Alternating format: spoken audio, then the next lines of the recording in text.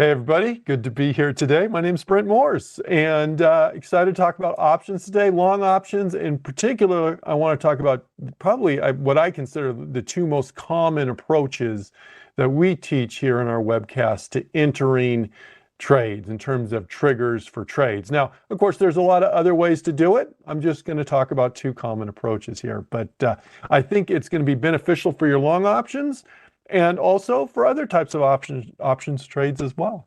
But hey, I'm joined alongside in the chat by Connie Hill, who's helping me out. Connie's a longtime friend and instructor. Actually, we were really former neighbors, very close by, till she moved away from me. I'm just teasing you, Connie. Still a great friend though, and very knowledgeable. So as you have questions, feel free to type those in the chat, and between Connie and myself, we'll do our best to help you out. At Brent Moore CS on X, at Connie Hill CS on X for additional content there. Let's hit the disclosures up, then we'll get to the content here that you're looking for. Options do carry a high level of risk and are not suitable for all investors. And the information here is for general informational purposes only. It's not an individual recommendation or endorsement of any particular security, chart pattern, or investment strategy. All investing involves risk, including loss of principal. Paper money software application, which is what we will be using today, is provided for educational purposes only. And for the sake of simplicity, I'm probably not going to factor in commissions in these example trades. I always do example trades in this webcast. But keep in mind, commissions and fees do exist, so be aware of those. Past performance of any security or strategy does not guarantee future results or success. And there, I think that kind of covers most of the initial stuff here. So I kind of alluded to it. Let me bring up the Thinkorswim platform. I kind of alluded to it, but I want to talk about kind of these two approaches to entering trades. Sometimes we'll call them a trigger for a trade to get in. I want to go through some trade examples here, and then briefly, perhaps at the end, I want to talk about a trade we put in last week, and just kind of check up on it because it's been kind of up and down here on this. What I want to emphasize, though, as we start out, is there are different types of trades. And this is not an exhaustive list. There's more, sometimes you may hear of the term scalping, something like that. And that's not really a type of trade we typically do in this class. But we often in this class, we often do swing trades. Okay, we will do trend trades, okay, and we'll do, I'm just going to say, longer term trades. Okay, so these are the three kind of main type trades that we typically do in this webcast. But the question becomes, when do you actually enter the trade? Okay, and one of the key things that we often look at is the trend. We look for the trend as we enter the trade. And so that's not always the case. Maybe the stock's kind of going sideways and it's near the bottom of a channel or something like that, and you're looking to get in for a bullish standpoint, or in the case of a bearish standpoint, maybe it's bouncing off resistance. Okay, so there's different ways to do it. It doesn't necessarily have to be a trend that's going up. But when I talk about these triggers, it's not the only thing we're going to be looking at, but it is kind of going to be a key thing. But for the most part, when we're doing this, these triggers I'm talking about probably apply most importantly to swing trades. Swing trades, very often, very commonly, we look for that trigger, the actual thing that's going to get us in. Trend trades, maybe, definitely. Long-term trades, often it's not that. Using the triggers I'm going to talk about today aren't really going to be the things that are going to get you in necessarily as much. Swing trades, yes. So the shorter term the trade we're talking about, the more important these are. What are swing trades? Swing trades are shorter term trades. Let's say we take a stock and the stock has been kind of doing this, okay? Oh, I'm going to say this one has been trending up. And I'm looking for a swing trade. A swing trade is trying to capture these moves up. Get in down there, get out up here. Easier said than done, but that's kind of the goal. Get in at the low, get out at the high. That's a swing trade. Okay, what about a trend trade? Trend trade, you get in, and as long as the stock is trending up, we're going to stay in with that baby right there, okay? So we're not going to try and get out at each little pullback along the way. That's more the trend trade. So you can see how those swing trades are typically a shorter term type trade there, okay? Now, Paul in the chat said bounce entry. Yes, Paul read my mind. Those are going to be kind of two types of entries that we're going to be talking about here. But I just want to talk about the main types of trades we do in this class to start. But the types of entry or the triggers, when I say trigger, what I mean is this. When you're looking at a trade, there may be some pre-existing conditions that you need. Trend may be one of those pre-existing conditions. Maybe liquidity is a pre-existing condition. But the actual thing, when you're looking at that stock and you're going, that looks pretty good. When am I actually going to pull the trigger, so to speak, when to get in, then that is going to be what we're talking about here, these triggers. So one of those triggers is I'm going to call a bounce entry, okay? A bounce entry. Another one of those triggers is going to be a breakout entry. Now, the only challenge with that, and that may be clear enough to some of you, but the thing is, sometimes you want to be able to quantify it a little bit more. You want some more specificity on that. And the reason is this. Let's say you're looking for a stock and you're looking at that stock and you're going, oh, it looks like it's bouncing. The question becomes, what's a bounce? Okay? What's going to constitute a bounce? Because in my mind, what may be a bounce is different than what you're kind of thinking a bounce to be. And that may be different than what Connie thinks a bounce is. Because there's a little bit of gray area there in terms of what a bounce. So what I'm going to try and do is I'm going to try and make this, give you kind of a very repeatable, specific process on that in terms of your bounce entry here on this. And same thing with the breakout entry. So in terms of the bounce entry, what I'm going to be talking about are what we'd call a hold entry or a to hold entry. In other words, this is an acronym, okay? Hold stands for close above the high of the low day. Close above the high of the low day, okay? What is this? This is just a touch above the high of the low day. And the reason why some people will use that is they'll go, I don't want to wait for the stock to actually close, because once the day has closed, okay, once the trading day has closed, then you're waiting till the next day. Maybe you don't want to wait that long on that. Maybe there's an intraday move you want to do, and that's why some people will do a touch, just a touch, a move above the high of the low day. So I'm not saying which you should use or if you should use any of these, but I'm just saying this is kind of the common plan that we're going to be talking about today. So what do I mean by that hold? Well, I want to give you an example here, and but let me mention this. It's kind of a three-step process to identify a hold. Three-step process. I know a lot of you have heard of holds, but you're like, well, I don't know exactly what that is.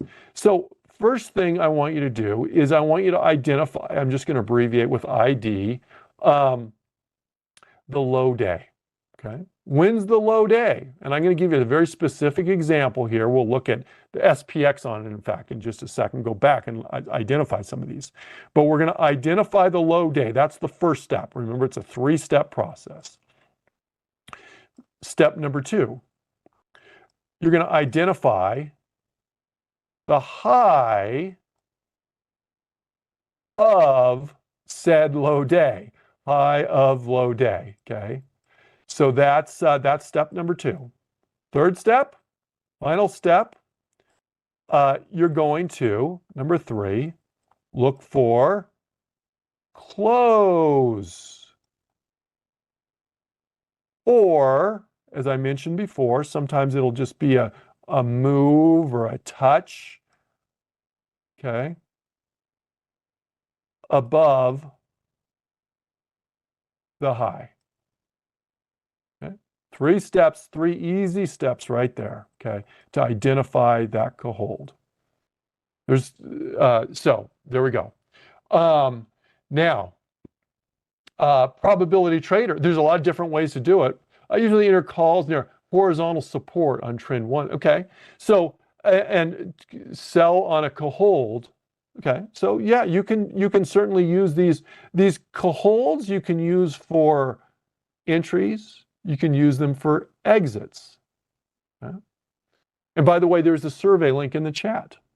We appreciate your feedback there on that. Now, in addition to a hold, sometimes people will reverse it, and it's just going to be the opposite, but we will call it a kablode or a close below the high of the low day, okay? Excuse me, close below the low of the high day, close below the low of the high day.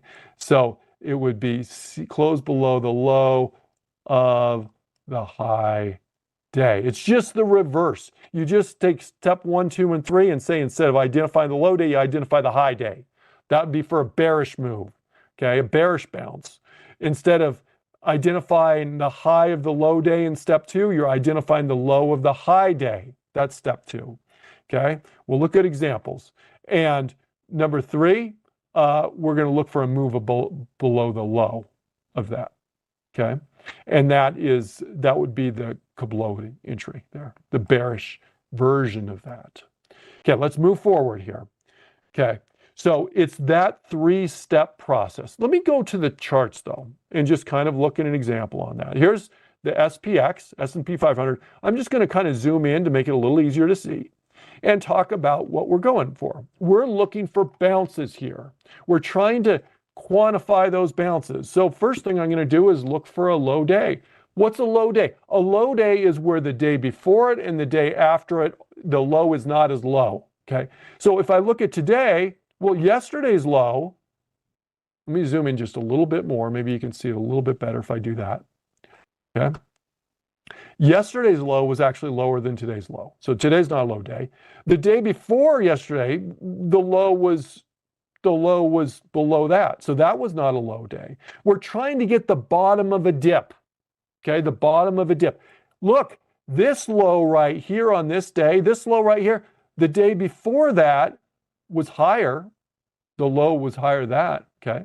The same thing here on this one. So this is a low day right here. We're identifying the low day right there. We just identified it right there. That's one.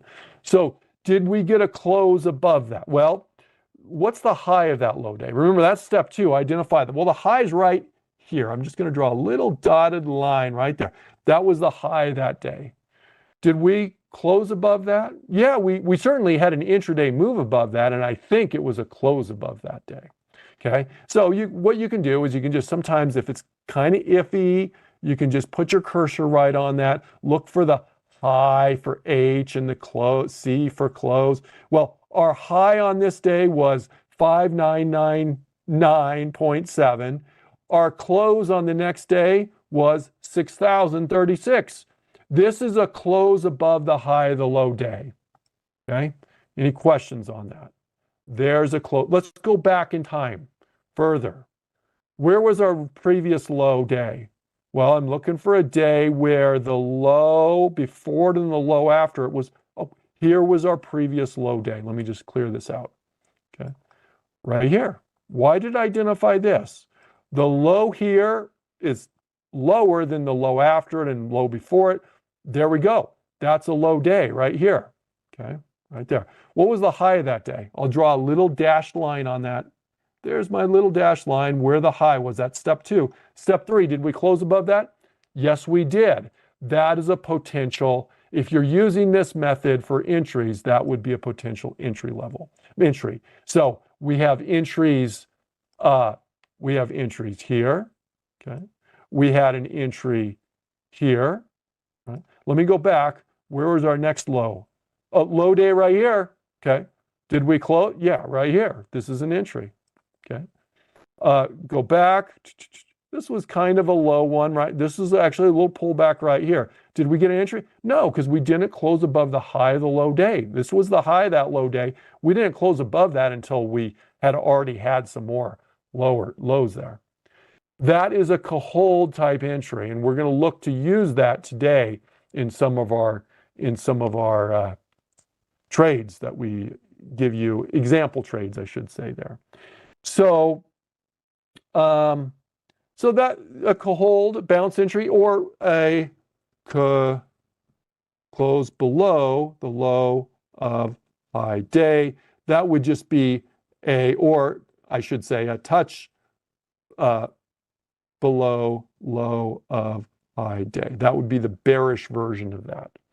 Okay. So that's our bounce entry. Let's go, and we're going to look also at breakout entries today.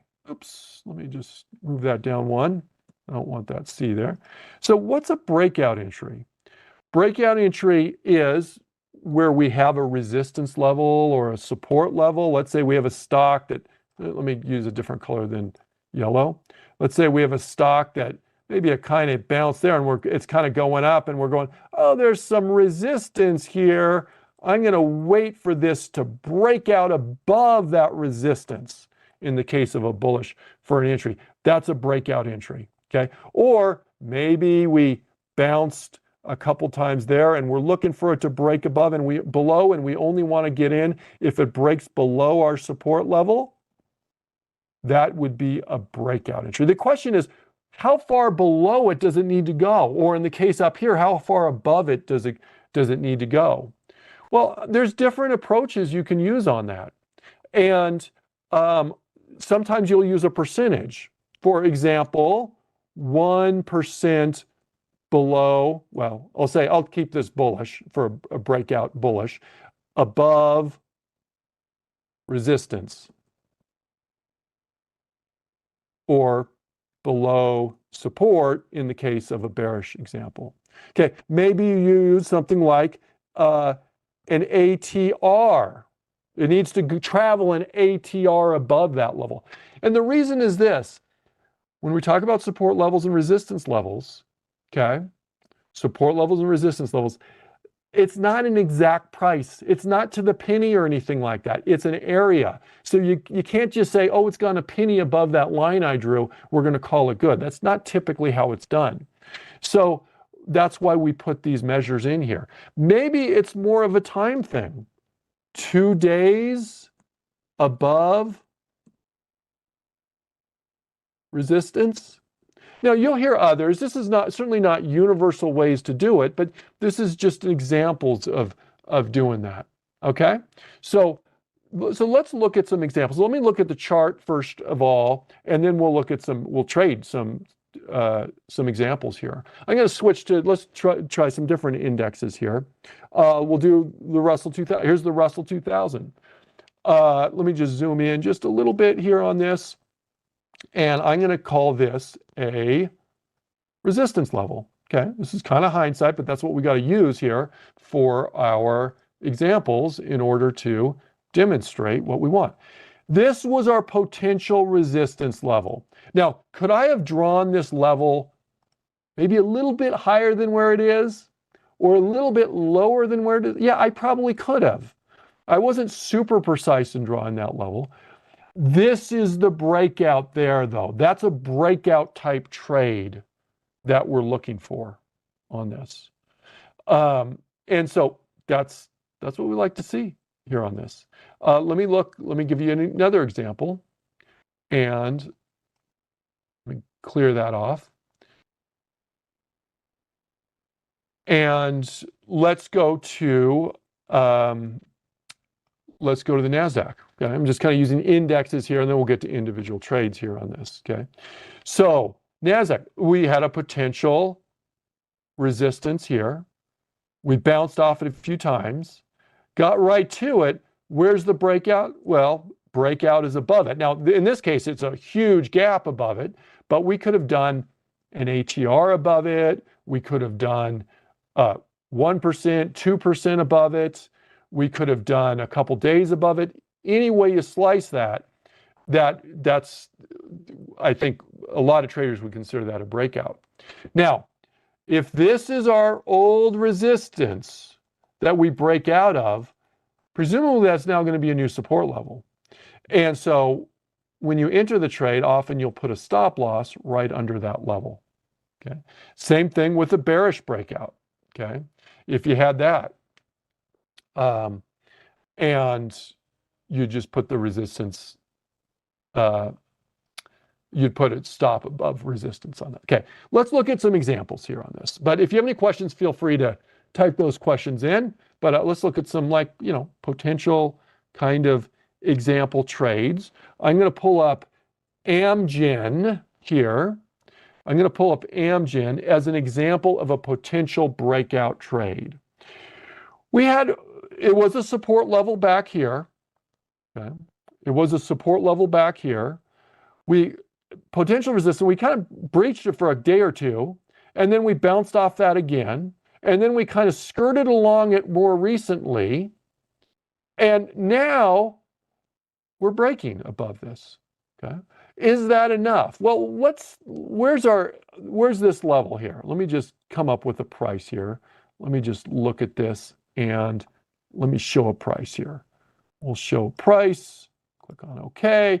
291 is, now we're not going to assign too much precision to this trade, but the stock right now is at 295. My resistance I called at 291.25. If I went 1% above that, 1% of 291 is just shy of $3, and we're above $3 above that. So using that 1% rule, if we were to use that, that would be considered a breakout. Okay. What about like an ATR? Would that work? Well, you can throw in an ATR, average true range. Pull up ATR. We'll see what that gives us. If this would, I did not enter that. ATR. There we go. That's about $6. If I were looking for a full ATR, which I'm not in this case, then we probably would not consider that a breakout. So it just depends how you're going to do that. Okay. But we're going to call that a breakout here on this. And we're going to call that a breakout on this. And what I'm going to do is I'm going to say this old resistance is now a new support level. Okay. This is the breakout. Old resistance right here is now a new support level. So where would we put a stop based on the stock price here? Where would we get out based on the stock price? What would you guys say? My resistance level is 291. Well, in this case, what I'm going to do is I'm going to use this as a support level, and I'm going to say, well, I don't want my stop like right at it. I want to give it a little wiggle room. I'm going to go 1% below that. I'm going to get my calculator out. 291.25, okay, times 0.99 gives me about 288. Let me just jot this down, 33. That's my exit point on this if it goes against us. That's if it goes against us. Where's my target? I'm going to go through this old support level that we broke through. That was a breakout right there, by the way, a bearish breakdown on this. That's going to be that was an old support level. Now it's a new resistance level. I'm going to call that its target price. And that target price is around 305.5. Okay. 305.5 is going to be my target. So this is a shorter term trade. This is not a trend trade where we're expecting this just to keep on going up and up and up. I'm going to set a target on this. So this is going to be a swing trade. I'm going to put both in a target price and an exit price on this. Okay? So let's do that. I'm going to go to my trade tab. I'm going to go, how much time are we planning on being this? Because I'm going to say, in terms of my expiration date, I want to be in it for as long as I think it's going to take, plus a couple weeks. Plus a couple weeks. How long do I think it's going to take? Well, we don't know for sure. That's why we're saying we're going to do that then plus a couple weeks. So it may take a couple weeks to get there, if it even gets there ever. So I'm going to go out probably like a month on that or so, just to give it a little wiggle room on that. So I'm going to go out and we can see what expiration is. Well, I'm going to stick here with the monthly expirations. They tend to be a little bit more liquid. I'm making this a call option. This is a long call because we're bullish on this trade. And I'll go maybe a little bit in the money.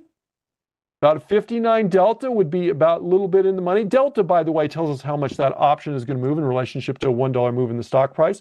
But it's also going to give us an idea of kind of how far. I'm going to go, you can go at the money. You can go a little bit in the money. You can do either. I'm going to right click on this. I'm going to buy custom with a stop. There's my long call right there. Okay. I'm looking to enter. And I'm going to get in right now. I'll put in a limit order. Just because I want to get in right now, I'm not going to switch that to a market order. I'm going to leave that as a limit order, and we may tweak it just a little bit. We may say, well, look, the mid price is 1540. There's a good chance we can't get it at 1540. Natural price is 1565. I'd rather not pay the full natural price. Maybe we kind of go in between those and try and get in. Where am I going to get out? What I'm going to do is I'm going to make it a market order. I'm going to make it good till canceled. I'm going to click on my gear over here because we're putting our exit prices based on the stock. Now, I jotted those prices down before. Our target price is going to be if the underlying stock, Amgen, marks at or above 305.50. 305.5. Okay. My stop or my exit, technically it's not a stop, it's just a rules-based conditional order, is going to be if Amgen marks less than or equal to, remember we went 1% below support on this, and that support was our breakout area, 288.33. Okay. There's our exit on that. I'm going to save that order right there. Okay. There's my order.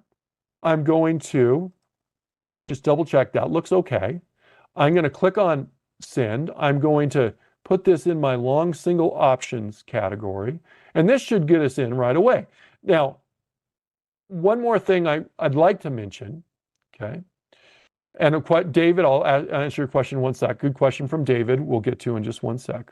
Let me just edit this real quick. When you're choosing target prices, here's my target price. My stop price, my exit prices, if it goes south, it's going to be down here somewhere. We probably want to maintain a positive reward to risk ratio. In other words, we want a little bit more distance between our target and our stop on that. Now, I chose at the money. Well, actually, I chose in the money one strike. We can choose at the money. David's asking, can I choose in the money? Yes, you can choose in the money. In the money trades tend to be a little bit more aggressive. They are 100% extrinsic value, and they tend to be a little bit more leveraged, meaning potentially that leverage may work for you to your benefit if it goes up, but that leverage can work against you too. And so if it goes down, it's probably more quick to lose all the money on that. So the answer is, David, yes, you can do that. It's just considered to be a little bit more of an aggressive trade in that case. Okay, let's go. I'm going to confirm and send that order, and long single options, we're going to send that order there. Okay, and that filled. We now have a long call on Amgen. it looks like we're trending up, looks like we're just give it a visual test in my mind, in terms of, in your mind, in terms of what you foresee the stock to do, what you see the trend doing. And in this case, I mean, it looks like we have low, higher lows, looks like we had a resistance. We're kind of breaking up, the general trends going up. That's why we're doing that long call there. Okay. Now, Greg asked a good question. When does theta work against you? Theta works against you from the second you got in this trade. In this webcast, we talk about long calls and we talk about long puts. They are both theta negative trades. Time decay will work against you from the beginning. If you buy longer term, let's say we go out and buy a 50-day option or a 70-day option, then the rate of time decay, the magnitude of theta is less. Okay, there's more time value in the option, but the rate of time decay is less if you do that. Once you go a little shorter term, 30 days, 20 days, it gets higher and higher, 10 days. I should say it typically gets higher and higher. It doesn't always, but typically it goes higher and higher, that theta. And so that works against you. So it's a balancing act between those two. Hopefully, this is a lower probability trade, by the way. We want this stock to go up. If the stock just goes sideways, that time decay is going to work against us. If we're in for a week and the stock goes up a bunch, that's great. Even though time decay will be working against us, the stock price move, the delta, so P for delta, stock price for delta, is going to probably more than make up for the time decay, which we're going to call theta on that. But it does work against you. And that's why these long options can be a little bit challenging here. Okay, let's move forward and look at another example here. We just did one example. That was a breakout example. Let's see how we're doing on time. Let me do one more breakout example, then we'll do a potential, and this is a bearish example. Trend has been going down, potential support level there. Notice, have we broken it yet? Let me zoom in a little bit. Have we broken this yet? The answer is no, okay? My price level is at 26.31, okay? 26.31. I'm only going to get in if I break. In this case, I'm not going to do the ATR. Realize ATR is fine. I'm not going to say 2 days. Using a couple days below it is fine. I'm going to use that same rule. I'm going to take my breakout point, 26.31, or my support point, and I'm going to go 1% less than that, times 0.99. That's where I'm going to call that an entry, at $26.04. I went 1% below this level, $26.04. So when I put in that entry, I'm only going to have it factor in if it breaks down there. Now, this trade is a bearish trade. The trend is down. I'm going to consider this to be a trend trade. And when am I going to get out?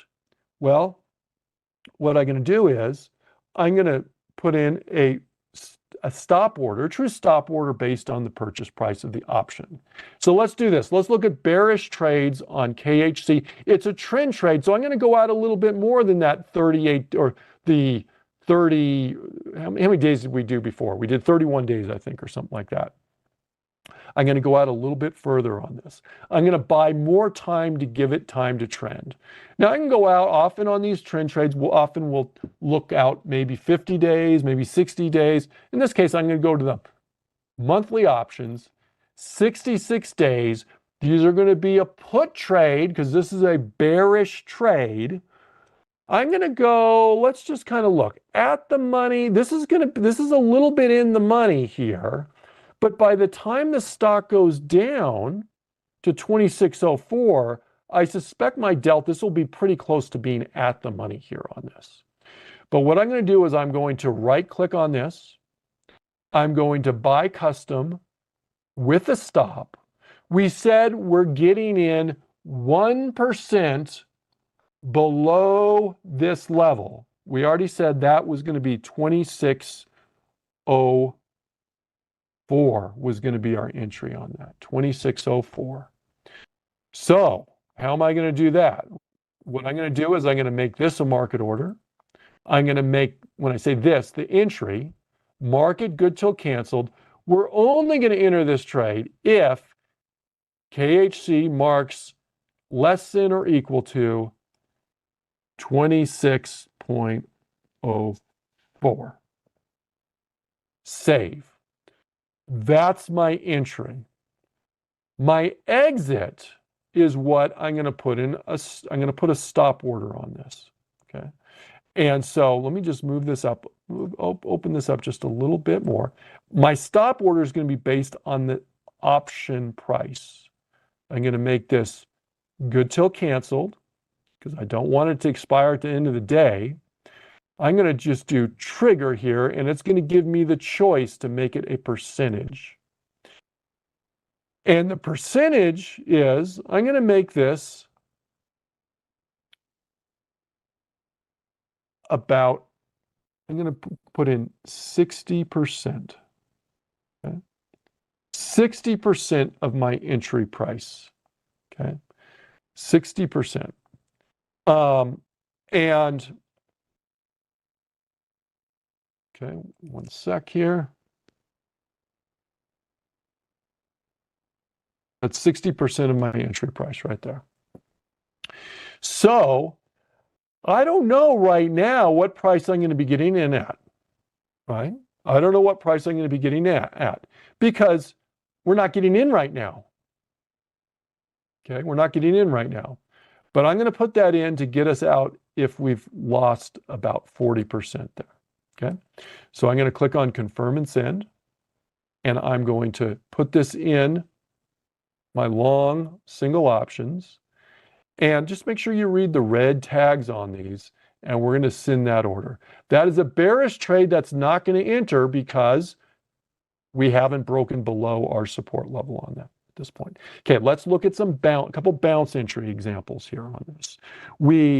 Oh, by the way, just in your own time, if you're interested, here's some others I was looking and considering using example trades for breakout entries. AT&T. Do you see why some traders may consider that a breakout entry? See there? So that's one of them. Qualcomm. Do you see why some people may consider that a breakout entry? Feel free to paper trade any of these. Another one, Target.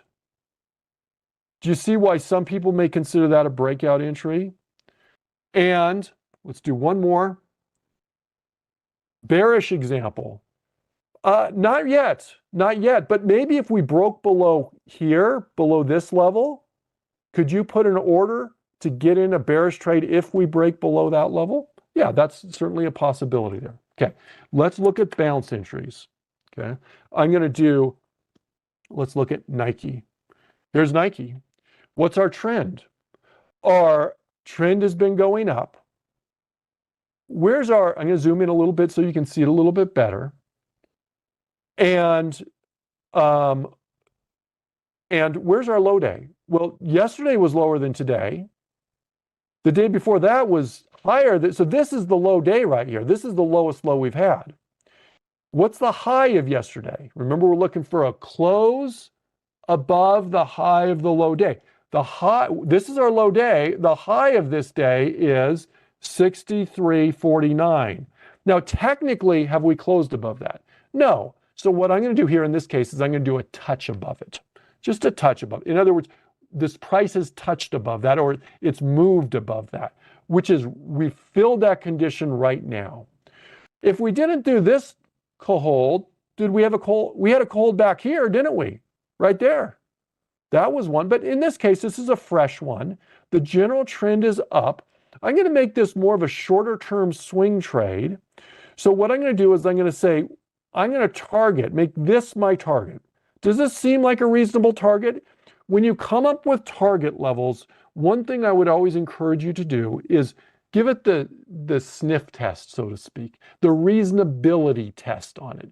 Because sometimes, depending on the price pattern or target method you use, you may come up with a target level that is like way, way high that just realistically doesn't seem realistic.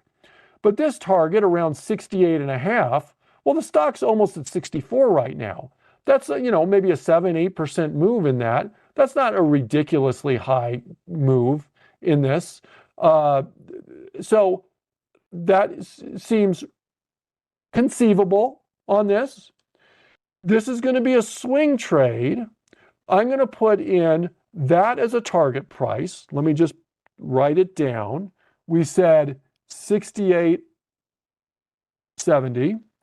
68.70 is my target. My stop, I'm going to do this. I'm going to say my low day is going to, that's a bounce. Okay? That is a bounce. We're assuming that level is going to hold. That's a support level. Hopefully, it holds. And so I'm going to go 1% below that level. That's 62 times 0.99 to go 1% below that. My stop is going to be 61.38. Consider your reward to risk ratio. If my target is up here at 68 so, 68.70, if the current price is, we'll say 64, and my stop price is at 61.38, there is more distance between my target price and my current price. That's supposed to be 64. It may be hard to read. That's what we're going to consider my reward. Okay. Here is where my stop is. Does the stop guarantee I'm going to get out at this price? It does not. Does this contingent order guarantee I'm going to get out at this price? It does not. So just realize, so when I say this is the risk, it's not really the true risk. The true risk is this option that we spent money on could go to zero, right? The option could go to zero. But for our practical purposes in this case, we're going to look for our reward to risk ratio. And we have a bigger gap. We have a bigger reward here than we do risk. So that is that's how we're going to do that trade. Okay. So we're looking at Nike. We're going to put in a trend trade. This is going to be a swing trade. How long are we going to be in this trade? Well, I don't know. I mean, how long would it take to get up there? I don't expect it probably in the next week. It may, who knows? It could go up today that high, but it's probably going to take 2 or 3 weeks to get there. So I'm going to do that and add a couple more weeks of time. So in this case, I'm going to go out about a month. I'll go to the monthly options. They tend to be more liquid, so that'll benefit us anyway. I'm going to go to the calls because it's a bullish trade, and I'm going to go near the money. I'll go to one with the delta just above. The stock right now is 63.96. If I go to 65, it'd be out of the money just a little bit. Here I'm going to go. So I'm either out of the money a little bit or in the money a little bit. I'm going to go in the money just a little bit. I'm going to right click on this trade. I'm going to buy custom with a stop. And now we said we had a target and we're going to get in where we're at we're going to get in right now. Okay. No difference between my mid and my natural price. I'm going to make this a market order. We're going to put in a rules-based order. And I'm going to click on my gear. And I'm going to go down here and I'm going to say, well, if Nike hits my target, that means it's greater than or equal to 68.70 is what we said. That's why I write these down, is so I don't have to keep on referring back. Or my stop is if it marks less than or equal to 61.38. Okay. And I'm going to save that, and I'm going to confirm and send. I'm going to put that in my single options. I'm going to send that. Okay. Now, I'm just about out of time, folks. Let me mention this. We talked about two main types of entries today. I did not get to management, but I have a class tomorrow, managing an options portfolio, where we will manage the long options tomorrow, as well as some other types of trades as well. Managing an options portfolio, that occurs at noon Eastern time. But today we talked about breakout trades, some potential rules for that. We gave you examples of that. And bounce trades, talking about the hold type entry. And we gave you an example of that as well. There's a survey link in the chat. We do appreciate your feedback. Coming up next, we have Getting Started with Technical Analysis. Thanks, everybody, for joining me. Thanks for your participation. And thanks, Connie, of course, for helping me out in the chat. In future weeks, we will revisit breakout trades and bounce trades, these hold trades. This is not the last you're going to hear of this, everybody. Thanks for joining me. Have a great day. Bye-bye.